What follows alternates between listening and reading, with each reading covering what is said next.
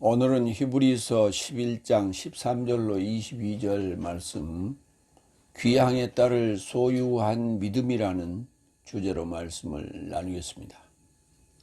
귀향이라, 얼마 전에 구정명절을 고향에 가서 지내고 다들 귀성객들이 귀향 집에 돌아왔는데 그 고향에 간 것을 귀향이라 그렇게 말할 수 있죠. 그런 걸 떠올리면 이해가 될 줄 압니다. 첫 번째, 히브리서 11장 13절로 16절. 믿음의 연통 삶을 취하지 못하고 죽었으나, 믿음으로 연통 삶을 취하지 못하고 죽었으나 하늘적인 것을 얻으려. 귀향이라고 하는 것은 이제 우리 일반적으로 이제 태어난 곳을 귀향이라고 하지만 더 나아가면 아버지의 고향을 고향이라고 하죠. 예. 그래서 아버지의 고향을 찾는 것을 귀향이라고 합니다.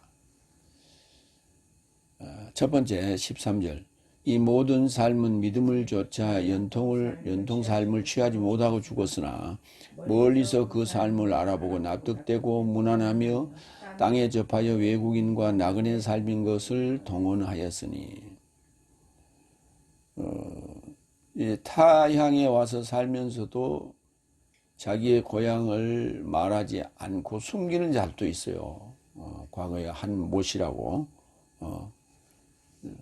자기 고향은 서울이라고 그렇게 우기다가 필요할 때는 광주 가서 나도 호남 사람이라고 고래고래 고함을 질렀던 것을 우리는 알고 있죠. 그거는 위선자예요. 자기 고향을 숨길 이유가 뭐가 있습니까? 그것은 뭐냐면 기존에 그 갈라치기 지역으로 갈라치기 했던 그 시절에 가졌던 그 사고에 대한 피해의식이에요. 아무리 피해의식이 그렇다, 사회적인 인식이 그렇다 하더라도 자기의 고향은 버릴 수가 없는 거 아니에요. 그게 굉장히 중요한 거예요. 그걸 애양심이라고 합니다. 이 모든 삶은 후토이 판테스. 여기 이제 그 히브리서 11장에 언급되는 믿음의 장로 삶을 지칭하고 있죠. 믿음을 조차 살았지만 연통 삶을 취하지 못하고 죽었습니다. 그런데 그 죽음이, 연통은 에판겔리아, 죽었다는 단어는 아포토네스코. 원래 토네스코가 죽다는 단어예요. 그런데 앞에 아포라는 전치사가 접두되어 있어요. 그것은 분리되는 죽음이에요. 분리되는 죽음. 그러니까 죽음이지만은 테네스코는 그냥 죽어버린 거지만 아포토네스코는 그 다음 수순이 기다리고 있다는 것이죠. 그걸 우리가 기억해야 돼요. 그 단어가 아포토네스코. 히브리서 11장 39절로 40절. 이런 삶에 대해서, 이 모든 삶에 대해서 언급하고 있다고 봅니다. 이런 모든 삶이 믿음으로 인하여 증언받았어도 연통을 회수하지 못하였으니 내 삶이 없이는 저 삶이 완전하게 되지 못하게 하려고 내 삶에 관하여 하나님의 더 나은 어떤 것을 미리 보이신 것이다. 이런 삶과 내 삶이 결코 다른 삶이 아니에요. 한 삶이에요. 그렇기 때문에 이런 삶이라고 하는 그 믿음의 장로 삶이 이미 신앙생활 하다 죽었잖아요. 그 나하고는 어떻게 연관을 지을 수가 없는 거 아닙니까? 그런데 그들이 그냥 여기 그들의 그때 당시의 생각일 수는 있어요. 그 고향을 가고 싶어서 고향을 그리워하면서 외국인처럼 나그네처럼 그렇게 얘기하면서 살았다는 얘기예요. 그럴 수 있어요. 그러다가 죽었다니까요. 나하고의 연관성. 이걸 이제 특히 이제 여기서 오늘 언급되는 인물은 아브라함이에요. 아브라함이 갈대아 우르를 떠났죠. 그래서 고향에 대한 애착, 그 후손들이 고향에 대한 어떤 그런 그리움이 있을 거예요. 그런 개념을 우리가 머리에 두고 이 내용을 살펴가 보시기 바랍니다. 갈라디아서 2장 19절로 20절. 왜냐하면 나는 법으로 인하여 법으로 죽었으니 하나님으로 살고자 합니다. 나는 그리스도스와 함께 십자가에 못 박혀진 것이니 그래서 나는 더 이상 살지 못하고 내 안에 그리스도께서 살고 계시니 이제 내가 육체 안에 살고 있는 것은 나를 사랑하신 분과 내게서 초월하여 자신을 넘겨주신 하나님의 아들의 믿음 안에서 살고 있다. 다 같은 믿음의 사람들이죠. 다 같은 믿음의 사람들이에요.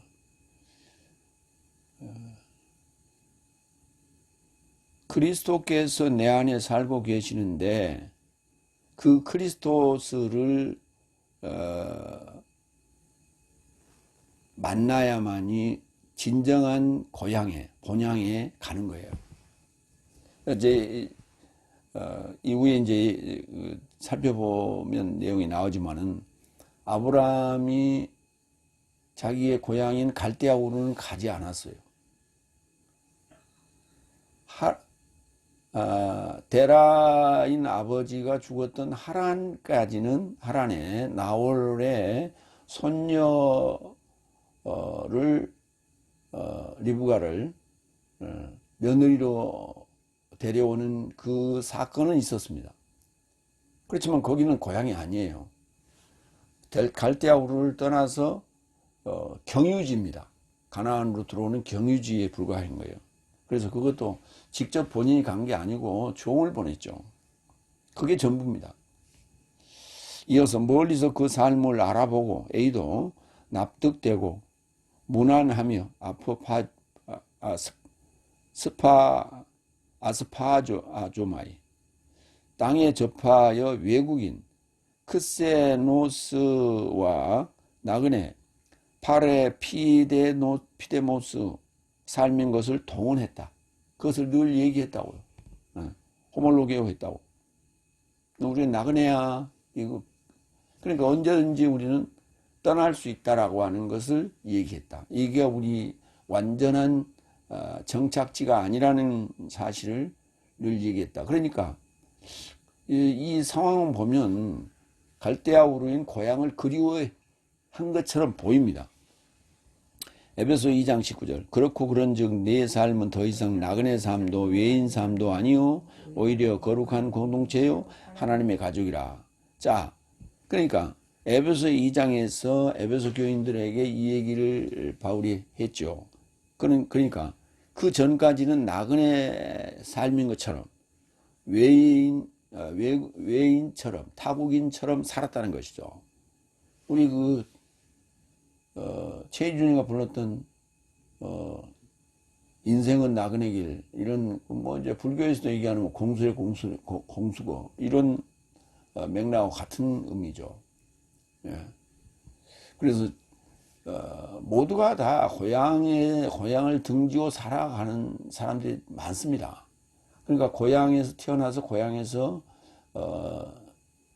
자라고 죽는 그 숫자는 그렇게 많지는 않아요. 그래서 이제 뭐 객지 생활 하다가 다시 이제 귀향을 하는 그런 사람도 있고, 그 객지가 자기의 제2 고향이 되기도 하고 그렇습니다. 그러니까 그 귀향이라고 하는 의미는 성경에서 얘기하고 있는 의미는 그 지정학적인 귀향, 그 고향을 얘기하고 있는 것처럼 보이지만 사실은 그렇지 않다는 거예요. 지금 우리 에베소 2장 19절을 보더라도 나그네 삶도 아니요 외인 삶도 아니다. 진정한 너의 고향, 본향이 지금 너희는 도착한 것이다. 그곳이 어딘데요? 하늘이에요.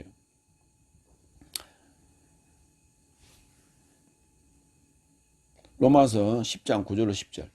내가 만약 너의 입안에서 예수를 주로 동원하였다면 그리고 하나님께서 그를 죽음 삶에서 일으키신 것을 너의 마음 안에 믿었다면 너는 구원받을 것이다. 왜냐하면 의에 이르고자 마음으로 믿어지고 구원에 이르고자 입으로 동언된다. 동은 같을 동자 말씀 자. 동언되는 것이 동언하는 것이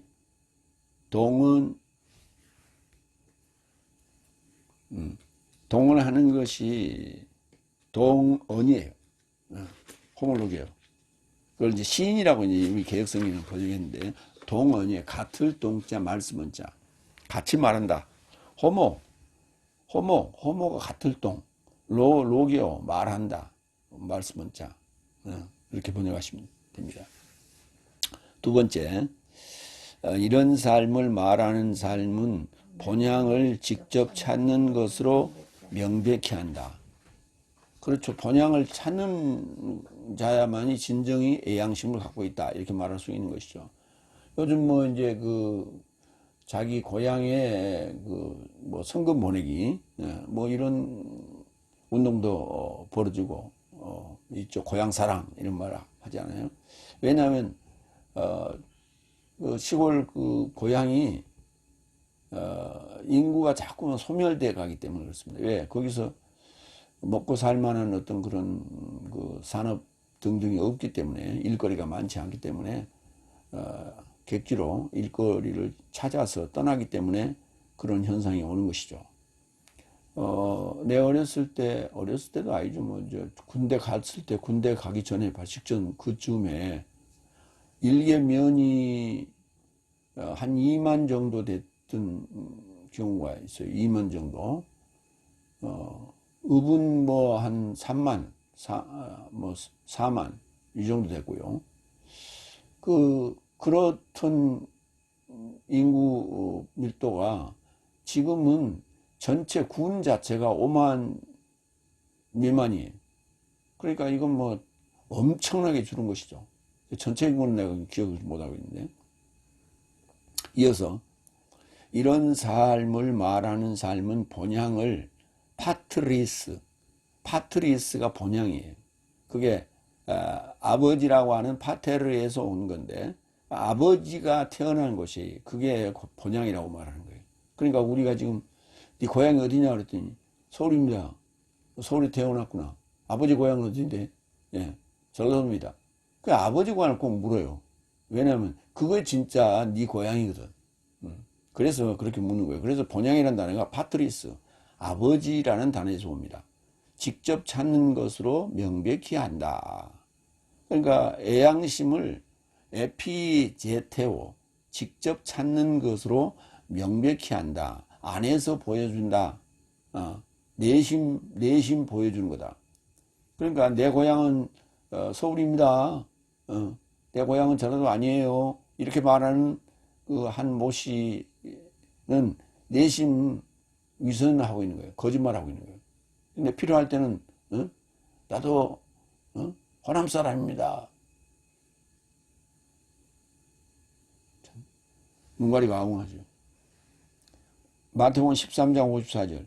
그리고 그의 고향에 이르고자 가서, 그러니까 고향이라 하기도 하고 본향이라 하기도 하는데 마태복음 13장 54절에도 보면 그리고 그의 고향에 이르고자 가서 저 삶의 회당 안에서 저 삶을 가르치더라. 예수님께서 그렇게 했다고요. 어디요? 나사렛에 갔다는 얘기죠. 나사렛, 갈릴리 나사렛에 가서 그 회당 안에서 저 삶을 가르치더라. 이같이 저 삶이 충격받고 말하기를 이 자에게 이런 지혜와 능력 삶이 어디로부터인가? 고향 사람들은 대충 알죠. 어렸을 때 어떻게 살았는지 알기 때문에 그 기억이 성년이 됐을 때도 생생하게 살아있거든요. 그런데 그가 지금 와서 하는 행동을 보니까 전혀 완전히 천지개벽되어 있단 말이에요. 그래서 이제 이런 표현을 했던 것이죠. 히브리서 13장 14절. 왜냐하면 내 삶은 여기에 머무는 성을 갖지 못하고 오히려 의도한 것을 직접 찾는다. 여기 이제 머무는 성이에요. 머무는 성. 머무를 성이죠. 그러니까 내가 머물 성은 여기가 아니라는 것이죠. 그래서 그 성을 나는 직접 찾아야 돼. 그냥 간접적으로 찾으면 안 돼. 고향은 직접 찾아야 돼. 그 전에 북한에서 살다가 6.25 때 이제 피난 내려오신 분인데, 그 이북 오도청에 가서 자기 고향에 관련된 그런 소식들, 뭐 이런 것들을 좀 정보를 얻기 위해서, 이북 오도청을 찾아갔는데, 아무리 찾아도 못 찾았어요. 그런 기억이 납니다. 그런 것이죠. 죽기 전에 한번 뭐 그쪽 소식이라도 좀 듣고 싶은 것이죠. 근데 그게 그냥 뉴스나 이런 것으로 듣는 것은 간접적으로 찾는 것이고, 직접 뛰어가서 발로 뛰어서 찾는 것이 직접 찾는 것이죠. 그래서 그게 굉장히 중요하다. 그래서 직접 직접 믿는 거, 직접 찾는 거 굉장히 중요해요. 히브리서 9장 24절. 왜냐하면 그리스도께서는 참된 삶의 대역 삶인 손으로 만든 성소 삶에 이루고자 들어가지 않고 오히려 내 삶에서 초월하여 이제 하나님의 얼굴로 명백해지려고 하나님의 얼굴로 명백해지려고. 예수님께서 내가 그리스도인 것을 말하지 말라 이런 때도 있었죠. 그러나 예수님께서 이제 그 본색을 드러냈다. 그게 이제 하나님의 얼굴로 명백해지려고 하늘인 그에게 이루고자 들어가셨다. 이렇게 표현하고 있는 거예요. 세 번째 15절. 저 삶이 본향으로부터 나왔다고 본향에 대해 기억하였으면 되돌아갈 때를 가졌으니 오늘 설교의 주제이기도 합니다. 본향으로부터 나왔다고 본향에 대한 기억이 있다면, 왜냐하면 이 기억은 부모가 자꾸 자녀들에게 일러줘야 돼요. 그렇지 않으면 어디인지 모르고 잃어버리죠. 잊어버려요. 근데 그 후손들에게 본향에 대한 것을 쭉 얘기했어요. 그러니까 아브라함은 살아있을 때 갈대아 우르를 늘 얘기했겠죠. 갈대아 우르를 얘기했고, 이삭은 리브가를 얻었던 그곳 하란을 늘 얘기했을 것이고, 그 뒤에 이제 야곱도 이제 하란에 대한 기억이 많죠. 그래서 그 피부치가 또 거기 살고 있기 때문에 거기에 대한 얘기를 했을 것이고, 그리고 이제 그 야곱의 후손들은 계속해서 이제 가나안이 자기들의 고향인 것처럼 그렇게 여기고, 요셉도 죽을 때 자기 뼈를 애굽에 두지 말고 출애굽할 때 짊어지고 가서 가나안에 내 뼈를 묻어다오. 우리 그 많은 사람들이 그렇게 얘기하잖아요. 얼마 전에 나온 뉴스에도 보니까 한국 전쟁에 6.25 전쟁에 참전했던 외국인이 자기 뼈를 한국에 묻어달라고. 그래서 한국 그 참전용사 묘적에 그 묘비를 세웠다는 뉴스를 봤어요. 고향 같은 것이죠. 자기 고향으로 느끼기 때문에 그곳에서 전우들과 함께 묻히고 싶다. 그런 기억 때문에 그런 거예요. 기억이 그래요. 기억이 자기가 지금 현재 살고 있는 곳은 뭔가 조금 아쉬운 뭔가 있었던가 봐요. 그런데 자기 전우들이 묻힌 자기 젊었을 때 자기가 참 자유를 위해서 싸웠던 그곳에서 함께 묻히고 싶다. 그 기억 때문에 그런 거예요. 문에 모뉴 기억 때문에 그래. 돌아간다 캄푸토, 아나 캄푸토가 되면 되돌아간다. 그러니까 돌아간다는 것은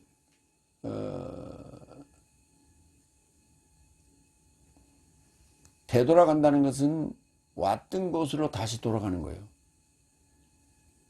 근데 돌아간다는 말은 좀 조금 모호하죠.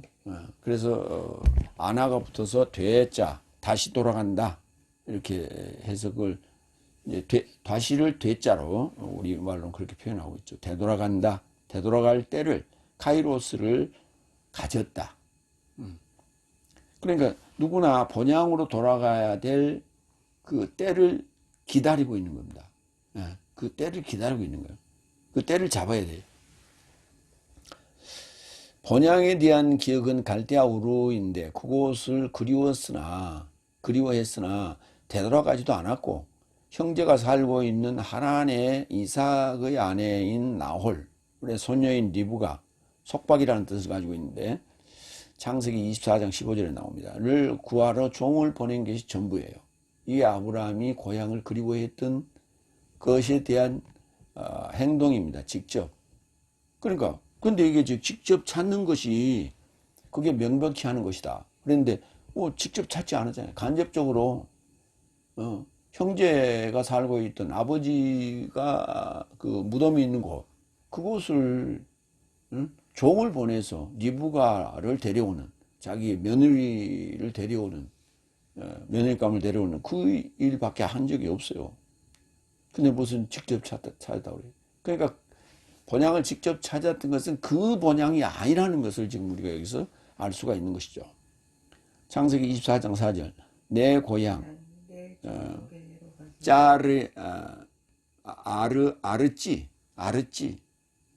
내 고향 나의 고향 내 족속에게로 가서 내 아들 이삭을 위하여 아내를 택하라. 이제 이게 종을 보내면서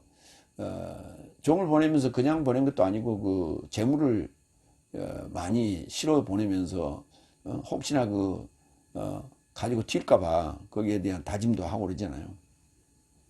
누가복음 17장 32절 롯의 여인에게서 기억하라. 기억하는 게 굉장히 중요해요. 기억하는.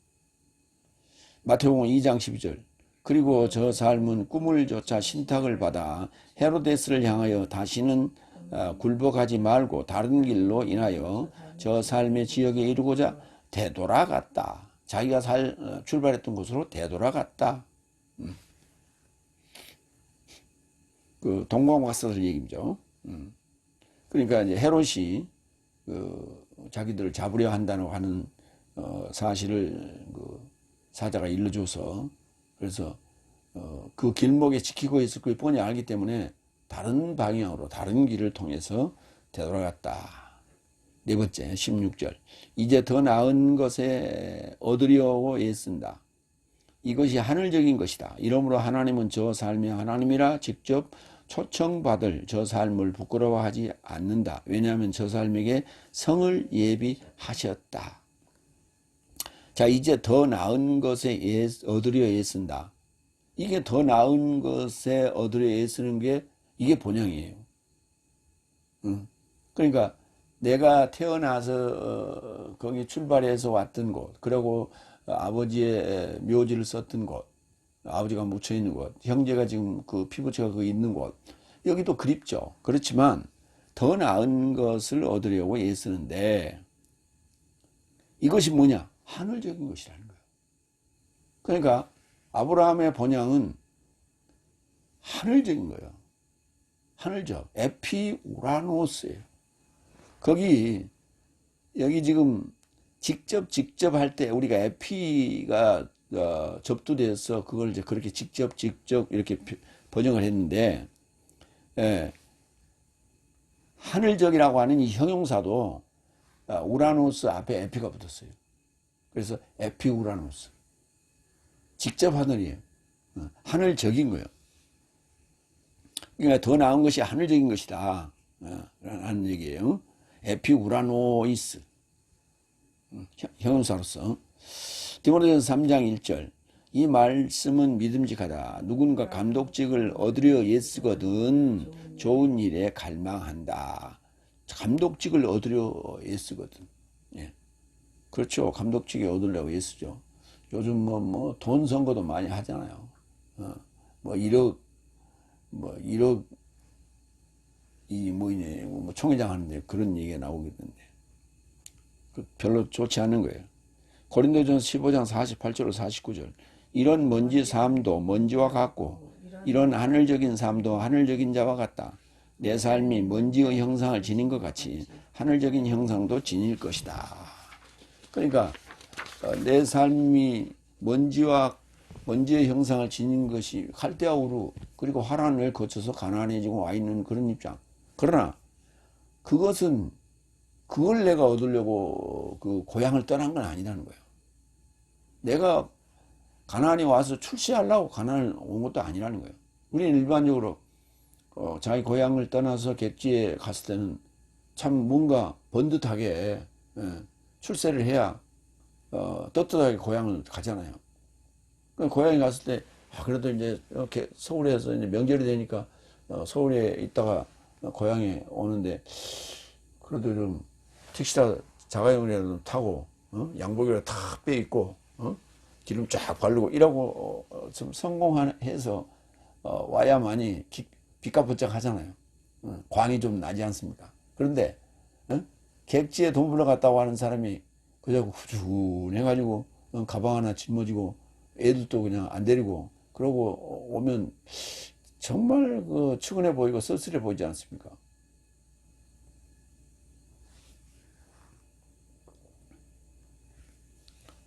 그런데 지금 아브라함은 더 좋은 것을 얻으려고 애썼다. 그게 바로 하늘적인 것이었다. 그래서 먼지의 형상을 지닌 것 같이 그게 갈대아 우루 하란과 가나안의 기억이에요. 그렇지만은 그것이 최종 목적은 아니었다고 하는 거예요. 하늘적인 형상을 지니고자 하는 것이 그의 목적이었다. 에베소 1장 3절. 하나님과 내 삶의 주 예수 그리스도스의 아버지는 찬송이시오. 하늘적인 삶, 그리스도스 안에 있는 모든 영적인 복 안에서 내 삶을 주시는 분이시다.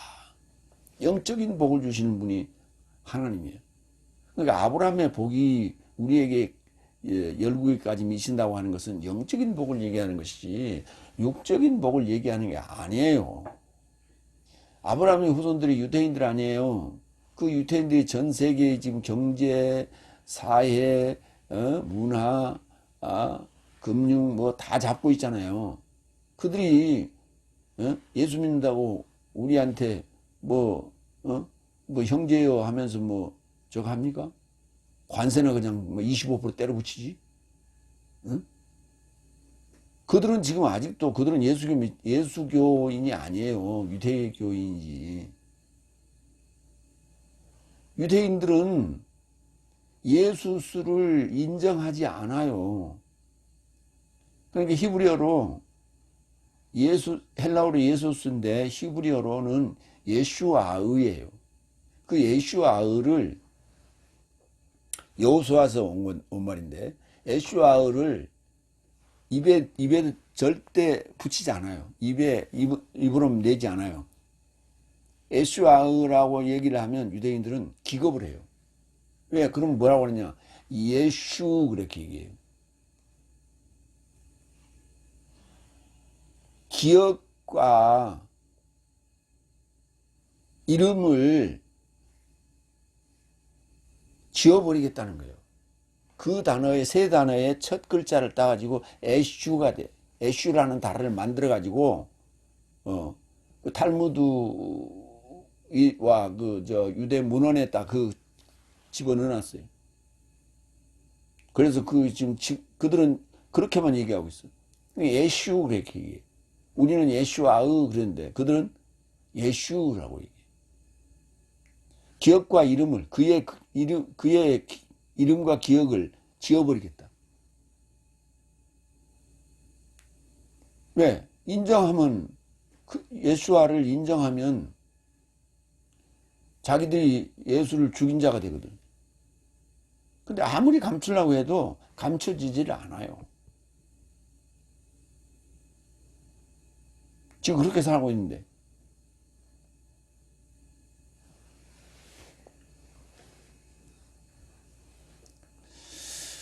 이어서 이러므로 하나님은 저 삶의 하나님이라 직접 초청받을 저 삶을 부끄러워하지 않는다.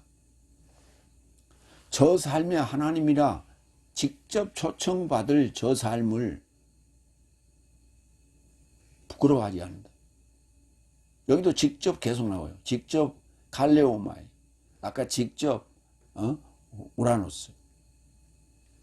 직접 찾는다. 직접 에피제테오. 계속 나와요. 직접 에피. 붙어 있어야 돼. 에피. 부끄러워하지 않는다. 우쿠. 에파이스. 퀴네타. 왜냐하면 저 삶에게 성을 예비하셨기 때문이에요. 성, 폴리스를 예비했다. 그 폴리스는 어떤 폴리스예요? 뭐 여리고 성입니까? 그런 성이 아니에요. 새 예루살렘 성을 얘기하는 거예요. 다윗이 모리아산에서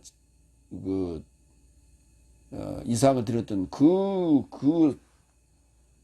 거기에 세워진 예루살렘 성이 아니고, 거기에 세워진 예루살렘 성이 아닌 새 예루살렘 성을 예비하셨다는 거예요. 그러니까 성이 나오면 마찬가지. 고향이 나와도 실제 고향과 하늘적인 고향. 성이 나와도 예루살렘 성과 새 예루살렘 성. 이렇게 우리 이렇게 영적인 측면을 얘기해야 돼. 저 삶의 하나님이라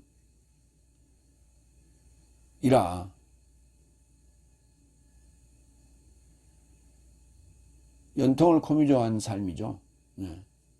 연통을 코미조한 삶이에요. 직접 초청받을 삶을 형제라 부끄러워하지 않았죠. 그런 측면에서 지금 16절을 지금 쓰고 있는 거예요. 로마서 10장 13절. 왜냐하면 주의 이름을 직접 초청하는 자는 모두 구원받을 것이다. 여기에 예정론은 설 자리가 없어지는 거예요. 주의 이름을 에피 칼레오마이 직접 초청하는 자는 모두 구원받을 것이다. 모두 구원받을 것이다. 직접 초청하는 자. 간접 초청하는 게 아니고 직접 초청해야 돼. 간접 초청하는 것은 나는 예수를 인정합니다. 예수를 믿습니다. 뭐 이런 식이에요. 직접 초청하는 내 안에 예수를 받아들여야 돼요. 내 안에 예수가 들어오셔갖고 내 예수님과 함께 십자가에 죽고 함께 부활해야 돼. 그걸 직접 초청했다. 이렇게 말하는 거예요. 히브리서 2장 11절 12절. 왜냐하면 부끄러워하지 않았다는 얘기. 왜냐하면 거룩하게 하시는 자와 거룩함을 받는 삶이 하나에서 나왔으니 모든 삶이 그를 인한 이유로 그가 저 삶을 형제 삶이라 초청하시길 부끄러워 않고 말씀하시되 내가 당신의 이름을 내 형제 삶에 통지할 것이다. 내가 교회 중심 안에서 당신을 찬송할 것이요.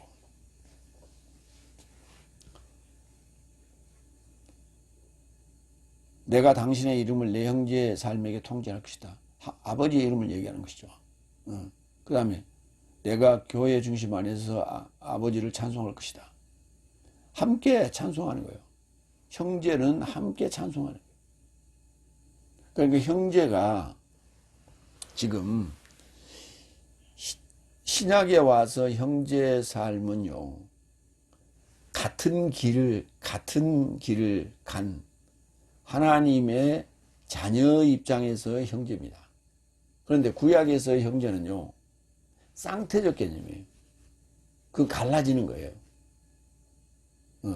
갈라지는 거예요. 그래서 구약의 형제는 서로 반목합니다. 갈라져야 됩니다.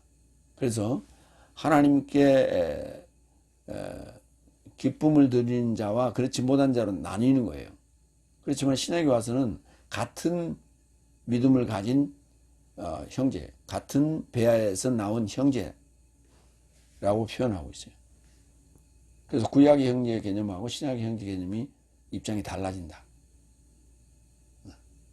히브리 11장 10절. 왜냐하면 저는 기초 삶을 가진 성을 기대하더라. 여기 지금 얘기하잖아요. 기초 삶을 가진 기초석, 기초석, 보석으로 12 기초석이 깔린 12 사도의 이름이 제자의 지파의 이름이 새겨진 그런 기초석을 가진 성을 기대하더라. 그게 새 예루살렘 성이죠. 하나님은 성의 장인이시며 대중적인 일꾼이시다 라고 한 대목을 지난번에 우리가 봤죠. 그 성을 예비하셨다는 거예요. 그 성을 예비하셨다. 계시록 21장 10절로 11절. 그리고 그가 성령 안에서 나를 크고 높은 산에 저파에 데려갔다. 그리고 하나님께로부터 하늘에서 내려오는 큰 성, 거룩한 예루살렘을 내게 보여주었는데 하나님의 영광을 지닌 성의 광채는 벽옥석같이 수정처럼 투명한 존귀한 돌 모양이더라. 투명한 존귀한 돌 모양, 보석 모양이더라. 이런 얘기예요. 예. 그게 기초 삶을 가진 성을 기대하더라. 그렇기 때문에 그 믿음의 기초가 되는 요소들은 내 던져서는 안 된다. 버려버려서는 안 된다. 쓰레기통에 버려버리면 안 된다. 그건 다 신앙의 기초는 나의 이 성을, 새 예루살렘 성을 쌓는 기초석이 되는 거예요. 그러니까 지금 사우루스에서 얘기하고 있는 성경 풀이가 그걸 들을 때 이렇게 생각한다는 거예요. 나도 처음에 그랬으니까. 그동안에 신앙생활 했던 거 그러면 다 그거 버려야 됩니까? 다시 시작해야 됩니까? 아니에요. 그래서 내가 7날을 얘기하고 있는 거예요. 한 날서부터 5째 날까지가 기초적인 삶이에요. 그 기초입니다. 그 기초가 성을 쌓아 올리는 성의 기초석이 되는 거예요. 12지파의 이름이 5째 날이 있잖아요. 셋째 날부터 지금 시작된 거 아니에요. 셋째 날 야곱의 12아들, 넷째 날 애굽에, 그 다음에 광야에, 다섯째 날 가나안에 들어왔잖아요. 그 셋째, 넷째, 다섯째 날 그 12지파가 그 나오지 않습니까? 그게 기초가 되는 거예요. 그 기초, 그들의 이름이 새겨진 기초석이 이 성의, 새 예루살렘 성이 기초가 되는 거예요. 그러니까 우리 신앙생활 지금까지 해온 게 헛게 아니에요. 개념을 바꾸라는 거예요. 튀어나오라는 거예요. 응? 자, 이런 거예요. 계란 껍질 속에 들어있는 그 계란 그 유정란입니다. 유정란을 얘기하는 거예요. 유정란은 시간이 되면 부화가 돼서 껍질을 트고 나와야 돼요. 그러면 계란 껍질 안에 있으면 부화될 만한 상태까지 이 유정란이 자랐다 하더라도 아직도 겉에서 봤을 때는 뭐예요? 계란이라고 그러죠. 계란이라고 그래. 그러니까 그게 한 날서부터 4째 날까지 오는 과정에서 그 유정란이 점점 자라가지고 그 껍질을 트고 나올 수 있는 상황까지 와 있는 거예요. 그래도 아직도 트고 나오지 않았다면 계란이라고 그러는 거예요. 그런데 거기서 트고 나왔다면 그때부터 6째 날 이렇게 얘기하는 거예요. 그때부터는 계란이라 안 한단 말이에요. 그러면 계란은 껍질을 버려야 될 거 아니고 껍질은 버려야지요. 당연히. 그래서 진보예요. 성장이에요. 진보고 신앙은 진보고 성장이지 답보하는 게 아니에요. 보수라고 해서 그냥 A 플러스 B는 C 딱 그것만 가지고 붙잡고 있는 게 아니에요. 성장해야 돼. 그래서 성장해야 되기 때문에 오물한 개구리 때의 입장과 그 다음에 투고 나왔을 때의 입장이 달라요. 그래서 달리 들린다고. 지금 현재 다섯 날에 속한 교인들은 지금 계란 안에 있는 상태에서 지금 제 설교를 듣는 거예요. 그렇기 때문에 저렇게 얘기하지. 저거 잘못된 거 아니야? 잘못된 게 아니고 여러분들이 계란 속에서 부화돼 가지고 들어야 될 것들을 지금 미리 듣고 있는 거예요. 그렇기 때문에 얼른 이해가 안 되는 거예요. 이해가 됐을런지 모르겠네. 두 번째 대지갑니다. 히브리서 11장 17절로 19절. 시험받은 아브라함은 믿음으로 이삭을 드리고 회수했다. 아브라함이 시험받았어요. 그래서 시험 받았다는, 그러니까 아브라함이 시험을 받아 믿음으로 이삭을 드리고 회수했다가 아니라 시험 받은 아브라함은 믿음으로 이삭을 드리고 그리고 회수했어요.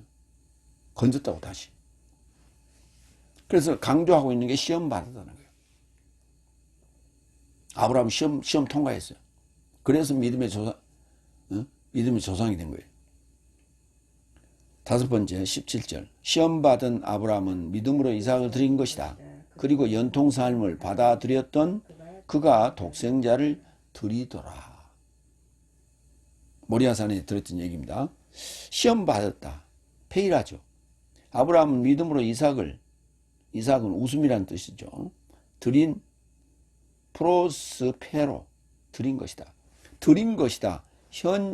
동사 직설법 현재 완료 3인칭 단수예요. 드린 것이다. 드렸다니까. 드리다 만 게 아니고 드렸다니까. 이삭이라는 단어는 히브리어로는 이츠하크가 있고 이스하크가 있어요. 이스하크는 시편 이후에 딱 4번 등장하는데 그거는 지난번에 얘기했죠.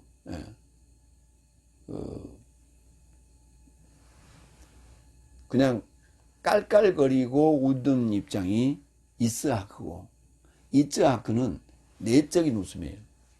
속으로 웃는 그런 감정적 웃음이에요. 지난번에 말씀드렸죠. 창세기 22장 1절 2절 봅시다. 그 일 후에 하나님이 아브라함을 시험하시려고, 나사예요, 나사. 시험하시려고 그를 부르시되 아브라함아 하시니 그가 이르되 내가 여기 있나이다. 내가 여기 있나이다. 이렇게 얘기하잖아요. 그 단어를 보면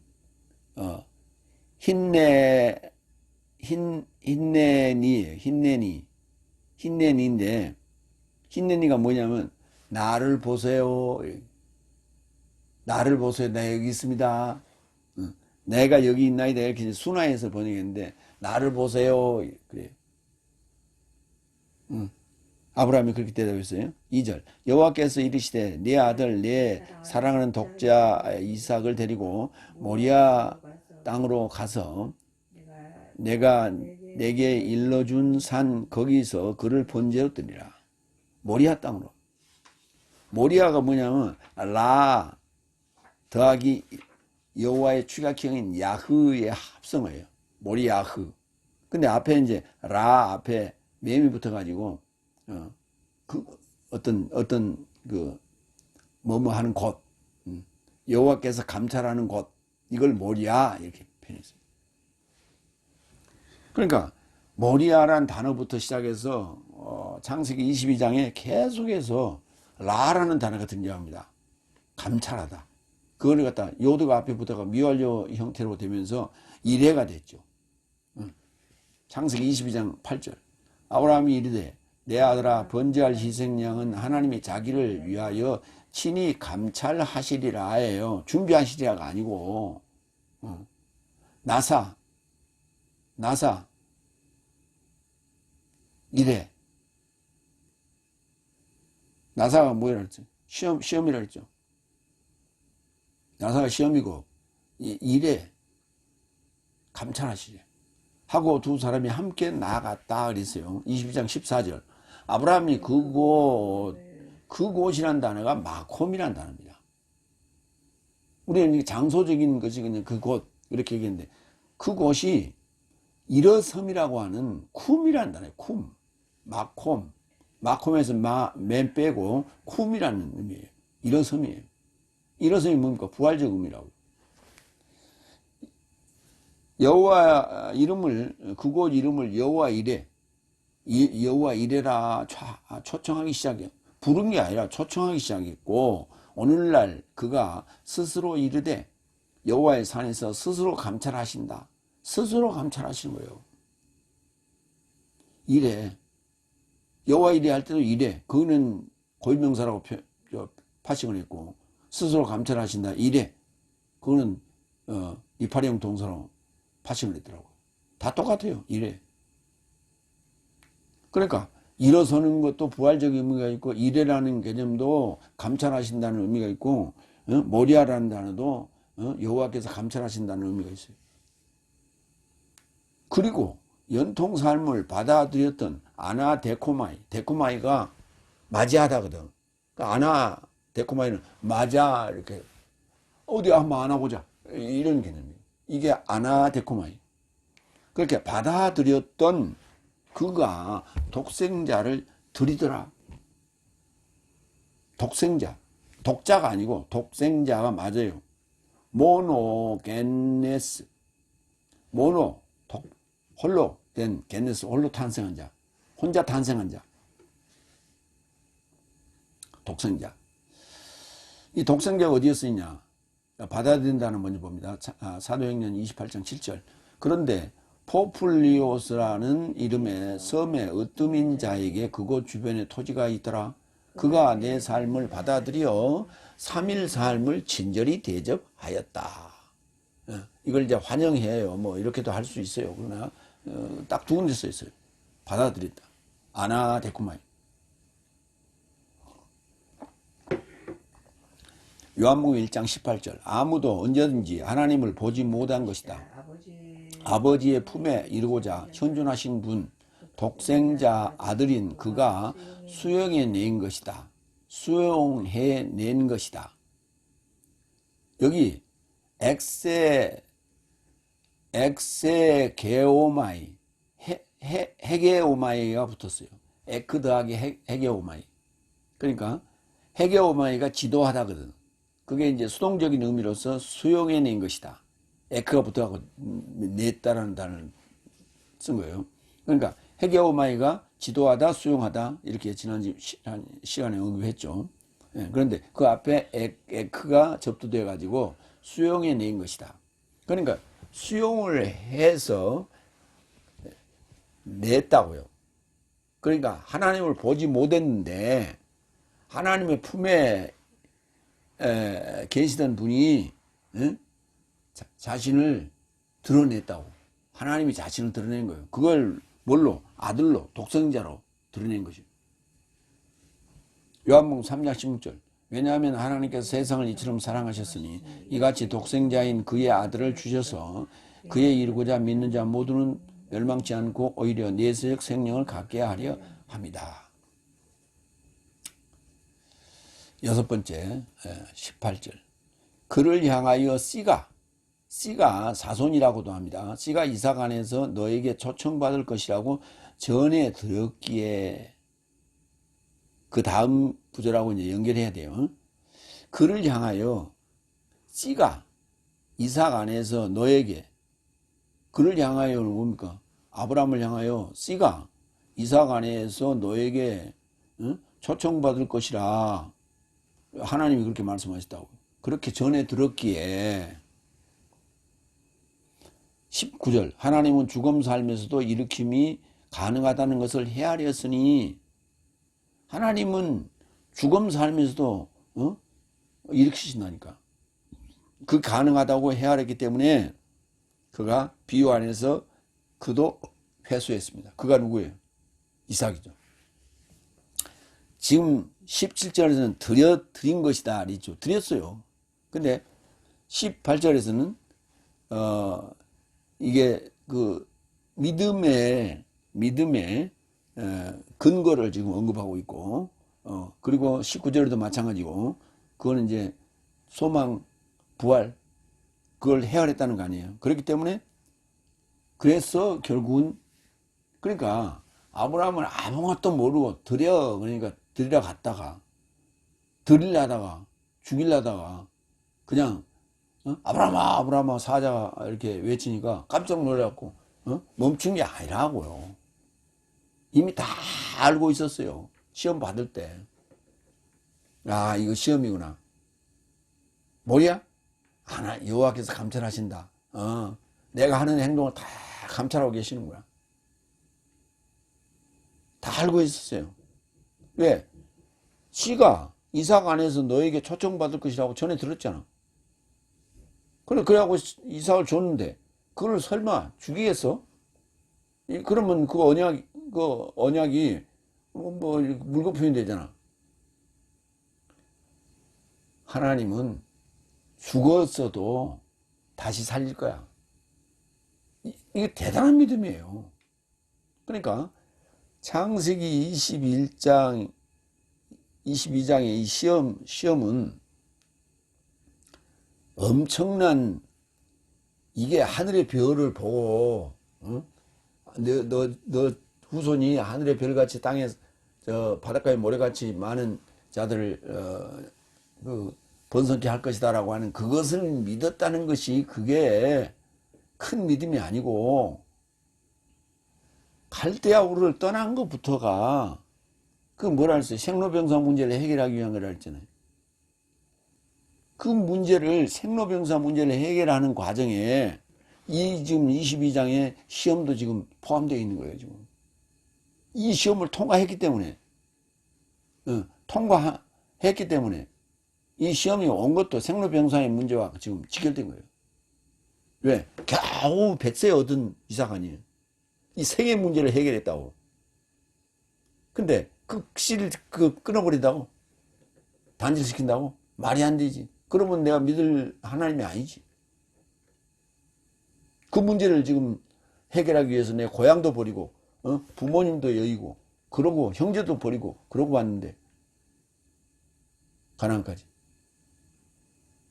그러니까 이때의 그 아브라함의 믿음이라고 하는 것은 정말 대단한 거예요. 다 알고 있었던 거예요. 그렇기 때문에 자신 있게 이삭을 모리아산에 들으러 갔던 거예요.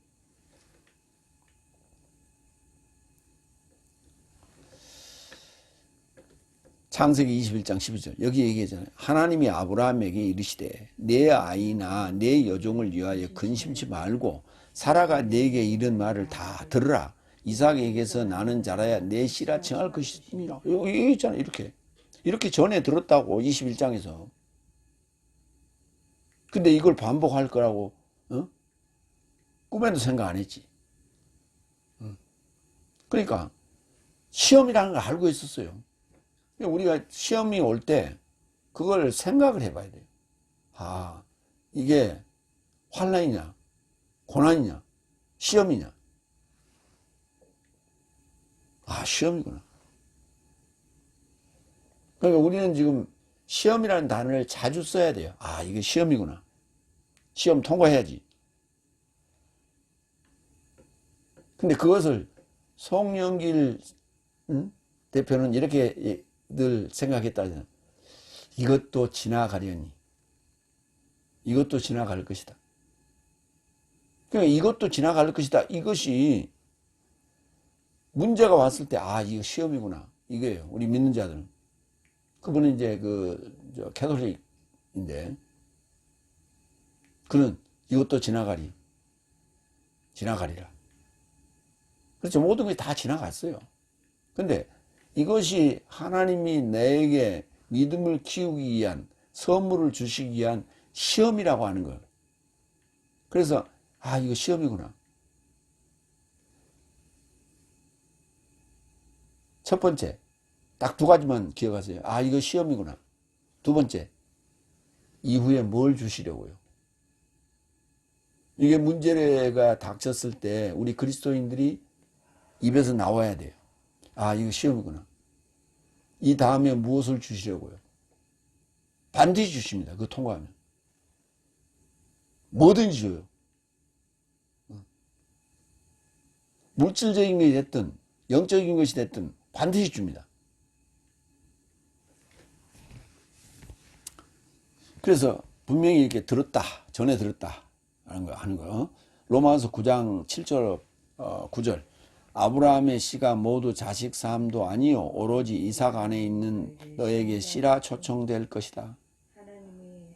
아브라함의 후손이 이삭만 있는 게 아니잖아요. 이스마엘도 있고 또 위에서 또 뒤에 또 나왔지 않습니까?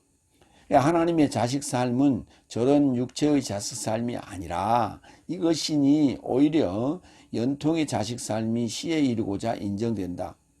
연통의 자식 삶이어야 돼. 연결되는 소식으로 주어지는 자여야 돼요.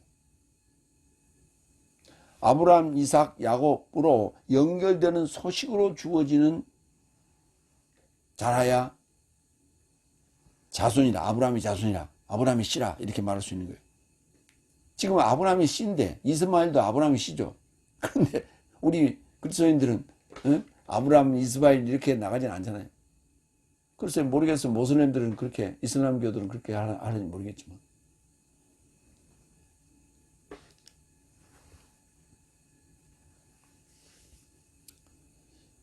오히려 연통의 자식 삶이 씨에 이르고자 인정된다. 왜냐하면 연통의 말씀은 이것이니 이 때를 따라 올 것이라. 그리고 이 때를 따라 내가 올 것이다. 그리고 사라에게 아들이 있을 것이다. 여호와가 이 때에 오신다고요. 명년 이 때에 오신다고. 뭘로? 이삭으로 오신다고. 이삭이라는 소식으로 오신다고. 그 첫 아들 이름이 이삭이에요. 웃음. 웃음. 사라가 부엌에서 이렇게 그 소리를 듣고 피식 하고 웃었다고. 내가 나이가 지금 몇인데 경수가 다 끊었는데 뭔 애를 낳아요. 야, 너 왜 웃어? 그러니까 나 안 웃었어요. 그랬잖아요. 그랬더니 여호와께서 웃었느니라. 웃었느니라가 무슨 말이에요? 그를 지금 책망한 게 아니고 이삭이 이미 지금 잉태됐다고. 이삭이 이미 잉태됐다고. 그렇기 때문에 네가 웃었지. 네가 이삭 그랬다고. 그 말이에요. 갈라디아 4장 28절. 형제 삶아 내 삶은 이삭을 좇는 연통의 자식 삶이라. 내 삶은, 우리는 이삭을 좇는 연통의 자식 삶이라고. 이삭을 좇는, 아브라함, 이삭, 야곱, 유다로 이어지는 그 42대의 족보 안에 들어가는 그 말이에요. 그 소식을 내가 받아들이는, 예수님께서 나에게 마지막으로 41대에 주시는 그 좋은 소식, 복음을 받아들이는 연통의 자식 삶이라고. 연결된 소식의 자식 삶이라고. 육체의 자녀가 아니라는 거예요, 지금. 육신의 자녀가 아니라는 거예요, 이삭이. 소식의 자녀라고. 예수님, 소식이라고. 좋은 소식이라고. 나도 소식해야 돼. 에판겔리야. 연결된 소식해야 돼. 내 혼자 소식이면 안 돼. 홀로 소식이면 안 돼. 홀로 아리랑 이거 안 된다고. 연결된 아리랑, 연결된 소식이 해야 돼. 우리 모두 아리랑이 해야 돼.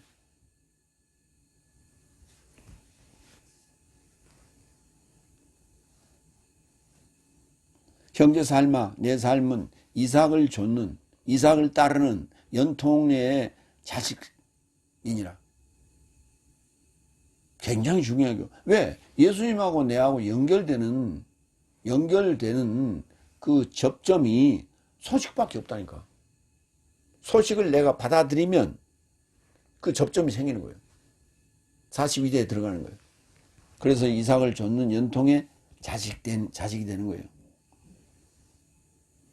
그 출발이 아브라함의 아들 이삭이라고.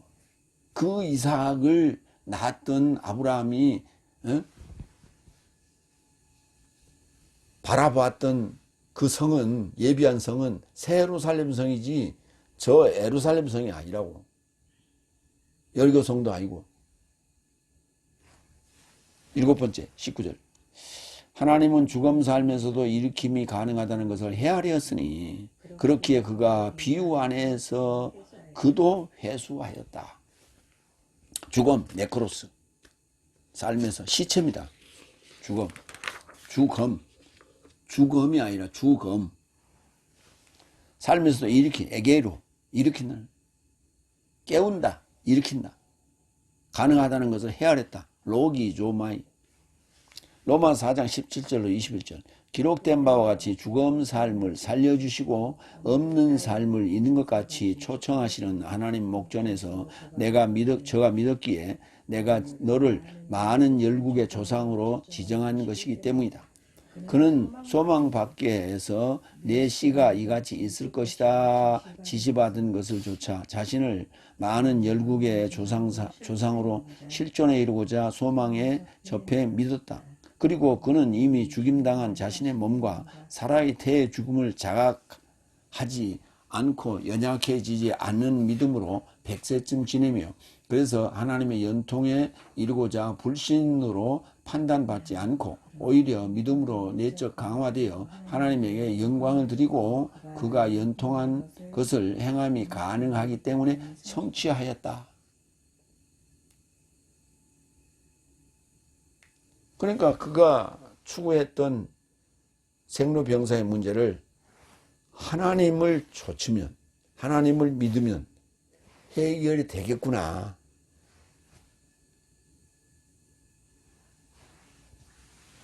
그 믿음이 아브라함부터 42대에 와서야 완성되는 거예요. 성취되는 거예요. 그러면 육적으로 보면 이렇게 돼요. 41대 조상이 나의 42대 조상이 내 알 빼면 41대가 되죠. 나의 41대 조상이 아브라함이 그렇게 출발해 가지고 내가 믿음을 얻게 된 거야.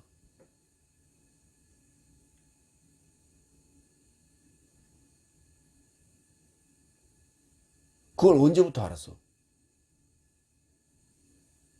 내가 지금 가르쳐 주니까 알았잖아. 이제 자기 조상에 대한 것도 까마득히 모르고 살았어. 지금까지.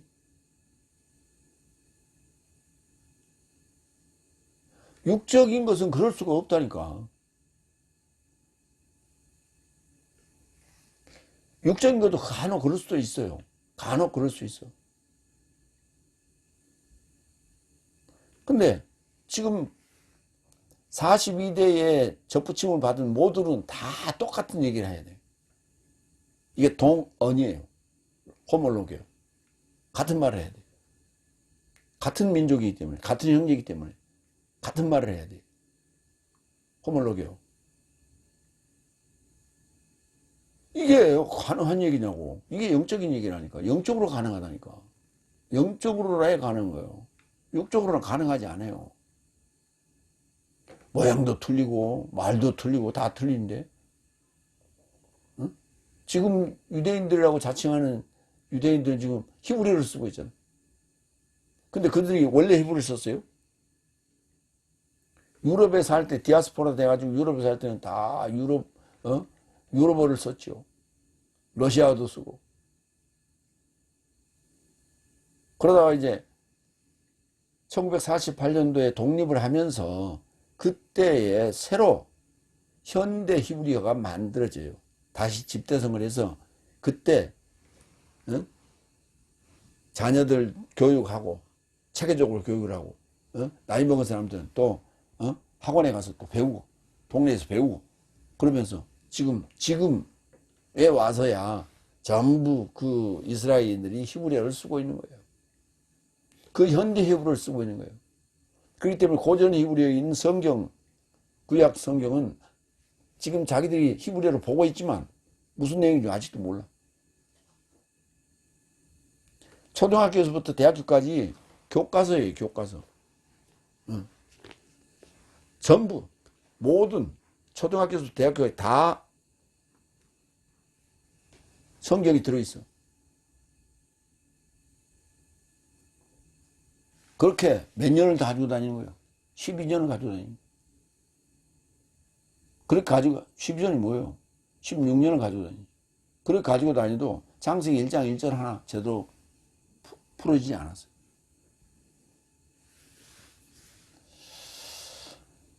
그렇기에 비유 안에서 그도 회수하였다고. 육신적으로 육체적인 이삭을 다시 살려냈다는 얘기가 아니에요. 그래서 비유라는 단어를 쓰는 거예요. 팔아볼래.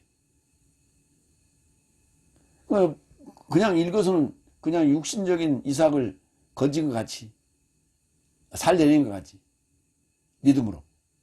근데 그게 아니라고요. 비유라고 그게. 육신적인 건 비유. 진짜적인 건 영적인 거예요. 그래서 비유 안에서 그도 이삭도 회수하였다 콤이죠.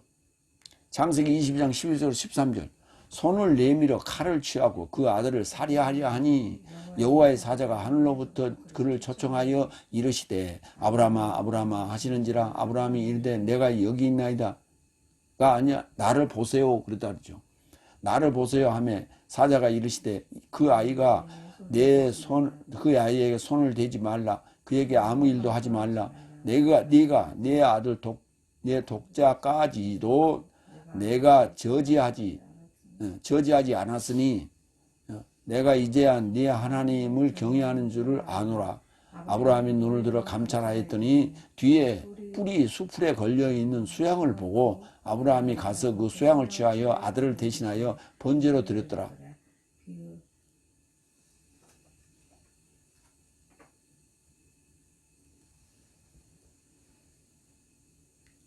그거는 비유라고요.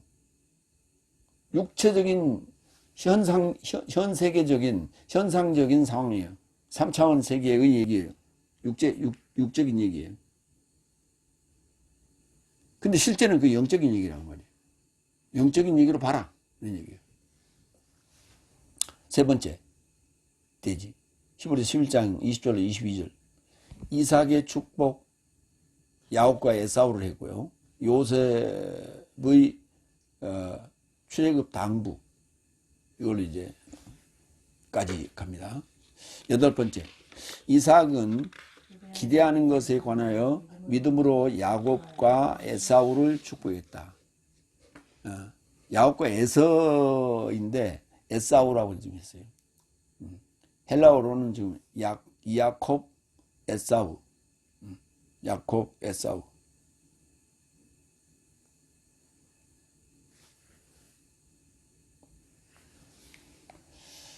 창세기 27장 24절 29절을 봅니다.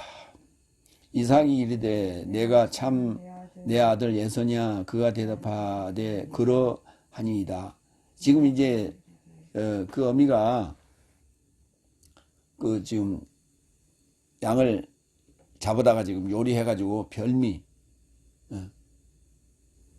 별미를 만들어가지고 지금 야곱에게 지금 에서로 위장해가지고 지금 들여보냈더니 지금 이삭이 묻는 거예요. 그러니까 에서가 그러하니이다 하고 이제 거짓말을 한 거예요. 이삭이 이르되 내게로 가져오라. 내 아들이 사냥한 고기를 먹고 내 마음껏 내게 축복하리라. 야곱이 그에게로 가져가매 그가 먹고 또 포도주를 가져가매 그가 마시고 그의 아버지 이삭이 그에게 이르되 내 아들아 가까이 와서 내게 입맞추라. 그가 가까이 가서 그에게 입맞추니 아버지가 그의 옷의 향취를 맡고 그에게 축복하여 이르되 내 아들의 향취는 여호와께서 복주신 밭의 향취로다. 하나님은 하늘의 이슬과 땅의 기름짐이며 풍성한 곡식과 포도주를 내게 주시기를 원하노라. 만민이 너를 섬기고 열국이 내게 굴복하리니 네가 형제들의 주가 되고 내 어머니의 아들이 내게 굴복하며 너를 저주하는 자는 저주를 받고 너를 축복하는 자는 복을 받기를 원하노라. 이삭이 이제 야곱에게 복을 막 쏟아부은 거예요. 그러고 났는데 에서가 밖에 가서 사냥을 해갖고 이제 별미를 만들어갖고 이제 가지고 들어왔습니다. 창세기 27장 39절 40절. 그 아버지 이삭이 그에게 대답하여 이르되 내 주소는 땅의 기름짐에서 멀고 내리는 하늘 이슬에서 멀 것이며 너는 칼을 믿고 생활하겠고 내 아우를 섬길 것이며 내 목에서 멍에를 부숴버리면 내가 배회할 것이다. 이렇게 이걸 축복이라고 했어요. 지금 이것도 축복이라고. 왜? 지금 히브리서 11장 20절에 있어요. 이삭은 기대하는 것에 관하여 믿음으로 야곱과 에사우를 축복했다. 이렇게 되어 있잖아요. 이것도 축복이래. 그래서 그 에서에서 나온 후손이 에돔 족속이 되고요. 에돔 족속에서 나온 자가 헤롯이 됩니다. 예수님이 오셨을 때 당시에 분봉왕으로 있던 헤롯 왕이 바로 에서의 후손이었습니다. 창세기 25장 22절로 26절. 그러니까 25장으로 앞으로 갑니다. 우리가 지금 봤던 그 이삭이 축복했던 부분은 27장이고 25장을 갑니다. 그 아들들이 그의 태 속에서 서로 싸우는지라 그가 이르되 이럴 경우에는 내가 어찌할꼬 하고 가서 여호와께 묻자온데 여호와께서 그에게 이르시되 두 국민이 내 태중에 있구나. 두 민족이 내 복중에서 나누이리다. 이 족속이 저 족속보다 강하겠고 큰 자가 어린 자를 섬기리라 하셨더라. 그 해산 기한이 찬즉 태에 쌍둥이가 있었는데 먼저 나온 자는 붉고 전신이 토록 같아서 이름을 에스라 했는데 이게 에사우예요. 에사부 또는 에사우 이렇게 얘기하는데 에사부 이거를 에사우라고 지금 그러니까 그대로 지금 에사부예요. V. 그런데 이거를 에사우라는 그렇게 에사우로 직역을 했어요. 헬라어는. 그게 맞죠. 그러니까 우리말로는 에서 그렇게 지금 하죠. 야콥도 이야콥이에요. 야콥. 야곱이 아니라 이야콥. 에서라 하였고 후에 나온 아우는 손으로 에서의 발꿈치를 잡았으므로 그의 이름을 야콥이라 하였으며 리브가가 그들을 낳을 때에 이삭이 60세였더라.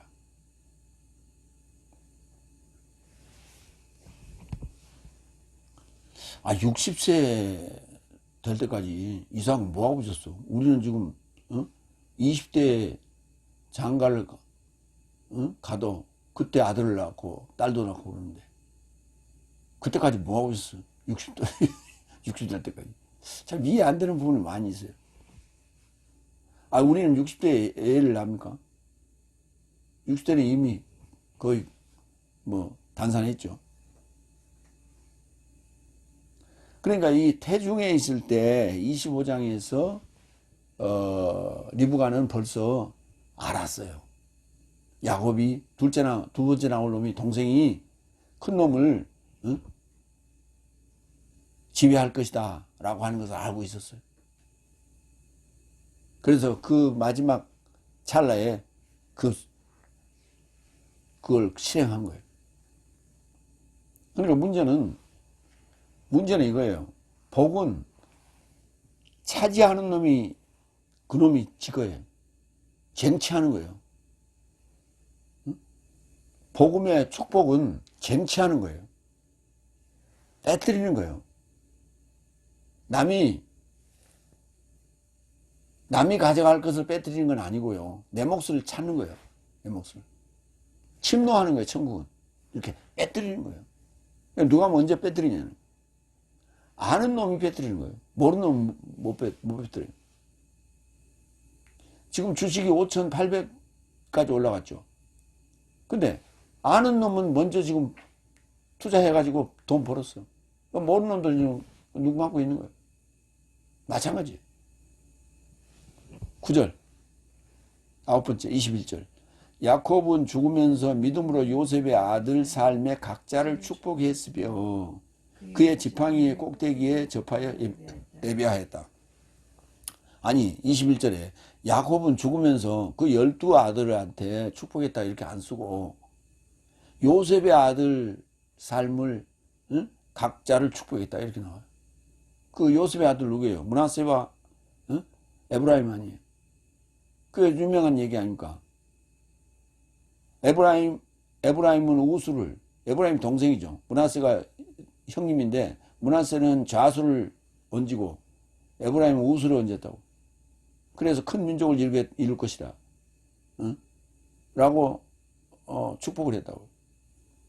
그 다음에 이제 12아들에게도 축복을 했죠. 12아들에게도 루벤 물의 끓음같이 타고나지 못한 장제권을 잃을 것이다. 시몬 폭력과 분노로 인해서 이스라엘 가운데서 흩어질 것이고 레위 잔혹함으로 레위하고 시몬은 같은 개념을 줬어요. 그러나 뒤에 레위 지파는 제사장 지파로 등극이 되죠. 유다 형제의 찬송을 받을 것이다. 그 다음에 홀이 떠나지 않을 것이다. 스불론 바닷가에 거하며 항구와 무역의 복을 누린다. 이삭을 힘센 나귀처럼 노동을 감당할 것이다. 그러나 멍에를 짊어진다. 다니엘 단 이스라엘을 판단하되 길의 뱀처럼 기민하다. 갓 군대의 공격을 받으나 끝내 승리한다. 아셀 기름진 양식과 풍요를 누린다. 납달리 노인 암사슴처럼 자유로우며 아름다운 말을 한다. 요셉 샘 곁에 무성한 가지로서 하늘과 기품의 큰 복을 받는다. 베냐민 물어뜯는 이처럼 전투적 성향을 지닐 것이다. 이렇게 축복했어요. 근데 이 12아들 축복에 대해서는 지금 21절에 언급 안 하고 있어요. 그러고 그냥 죽었다고 되어 있는데 장이 틀려요. 그래서 요셉의 아들 그 므낫세와 에브라임을 축복할 때 하고 난 다음에 다음 장에서 12지파 12자녀들을 축복하고 그러고 나서 침상에 발을 모으고 죽어요.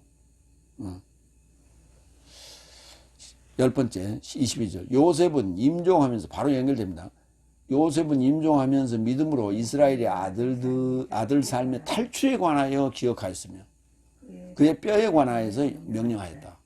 그러니까 출애굽할 것을 지금 얘기했고 출애굽할 때 내 뼈 여기 놔두지 말고 내 뼈 캐가지고 그러니까 우리는 지금 매장을 하지 않아요. 지금 화장을 합니다만 우리는 매장을 해서 그걸 매장에서 이장할 때 진짜 그 캐려면 한참 걸려요. 근데 이들은 매장을 안 하고 굴에 보관했거든요. 굴에 석관에 이렇게 뼈만 보관했단 말이에요. 그러니까 쉽게 그 출애굽할 때 1월 14일 날 밤에 출애굽할 때 가지고 나갈 수 있었죠. 언제 가서 매장했는 그 무덤 파헤칠 그런 시간적 여유가 없잖아요. 그래서 뼈를 그렇게 보관했기 때문에 가능했죠. 그래서 내 뼈 저 가나안 땅에 가서 묻어라. 그러니까 40년간 광야 생활하면서도 요셉의 뼈가 맨날 쌓고 들고 다녔던 거예요. 근데 그 얘기는 안 나오죠. 창세기 50장 24절 26절 요셉이 그의 형제에게 이르되 나는 죽으나 전능자를 소망하는 사역으로 당신들은 반드시 계수하사 당신들을 이 땅에서 인도하여 내사 아브라함과 이삭과 야곱에게 맹세하신 땅에 이르게 하리라 하고. 자, 여기도 마찬가지예요. 지금 이게 가나안 땅 같이 보이죠. 그러나 실제는 가나안 땅이 아니에요. 가나안 복지가 아니고 새 예루살렘 성을 얘기하고 있는 거예요, 지금. 맹세하신 땅에 이르게 하리라 하고 요셉이 또 이스라엘 자손에게 맹세시켜 이르기를 전능자를 소망하는 사역으로 정녕 너희를 권고하시리니 너희는 여기서 내 해골을 메고 올라가겠다 하라 하였더라. 요셉이 100세에 죽음에 그들이 그의 몸에 향을 넣고 애굽에서 입관하였더라. 그래서 그 아브라함과 이삭과 야곱에게 맹세하신 땅은 새 하늘과 새 땅인 그 땅을 얘기하는 거예요. 새 하늘과 새 땅을 얘기하는 것이지 여기가 왜 그 땅이 가나안 땅이었다면 AD 70년에 가나안을 예루살렘을 이스라엘을 멸망시키지 않아요. 하나님이. 왜 그걸 멸망시킬까?